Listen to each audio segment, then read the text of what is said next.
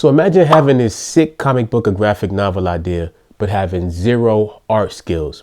What would you do? Would you let your idea fall by the wayside? Would you give up on your book entirely? If the answer to that question is no, then congratulations. You found the right video. Give me 1 second.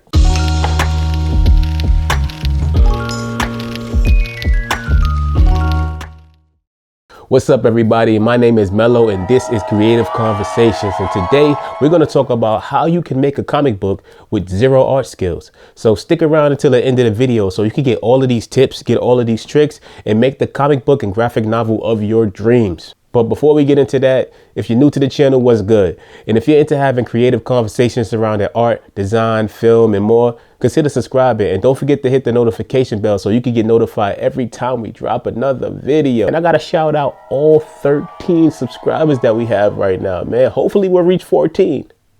One can only hope. So there's a couple different ways that you can go about making a comic book if you have zero art skills. Believe it or not, a lot of comic books that get made independently today are not made by one person. They're typically made by teams. I remember when I first started out trying to make a comic book, and I said to myself, I think I'll just draw everything myself and I'll do everything on my own. That'll be quick and easy. It wasn't even close to that. You have to understand that learning to draw is a lifelong endeavor. One thing I learned about the production process of not just comics, but any creative endeavor, the magic lies in the team that you have. And trying to do everything on your own is a very tall task to take. So getting a team is actually essential to having something that you can make consistently and have longevity in making. At the end of the day, the team that you develop is an essential part of making your comic real and taking it from an idea into a finished product. So what we're going to do now is we're going to go through the essential team members that you need to make your comic, and we're going to go through each role and describe them in depth. The first member of your team is obvious. It goes without saying. It's you. Is that you, John White? Is this White?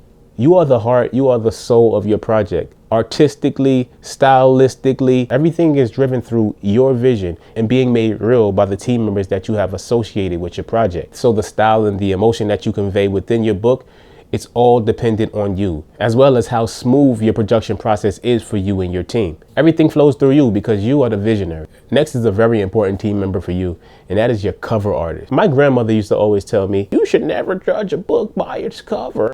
Well, you, Grandma, because that's exactly what comic fans are going to do.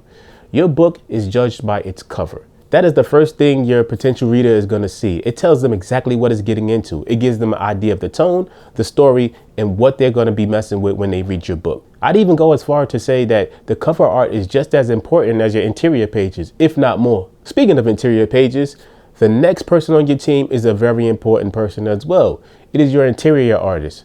Sometimes you can use the same interior artist to be your cover artist. One thing to pay attention to is that a lot of times when it comes to art, people specialize in different things. So sometimes a good cover artist doesn't make a good interior artist and vice versa. But back to the interior artist. The interior artist is another very important team member for getting your comic made.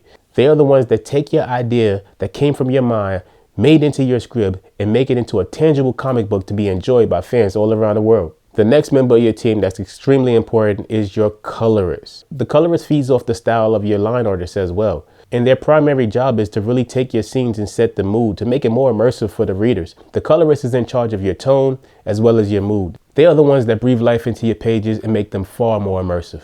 And last but not least, we have the letterer. The letterer is in charge of the flow and pacing of your book. Typically, the lettering in your book should guide the reader's eyes across the page and really accentuate those big high action moments as well as those slow and very emotional beats. And at the end, if it's done right, they'll have your readers like, yo, I ain't gonna lie, that was a good book, bro. But let me know in the comments, what team member are you currently looking for your book? I'm excited to know. And until next time, thanks so much for chilling with me for a little bit.